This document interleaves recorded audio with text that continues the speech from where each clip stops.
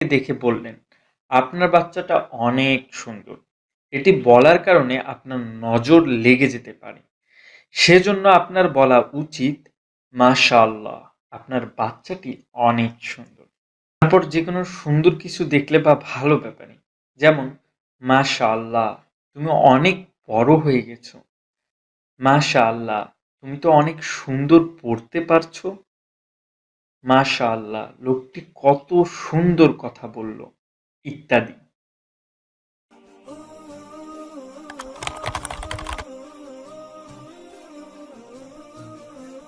কেউ যদি মাশাআল্লাহ বলে তার উত্তরে কি বলতে হয়? কেউ যদি মাশাআল্লাহ বলে তার উত্তরে বা এর বিনিময়ে আল্লাহ তাআলার প্রশংসা করুন। উদাহরণস্বরূপ, যদি কেউ আপনাকে বলে আপনার একটি সুন্দর ঘর আছে, মাশাআল্লাহ,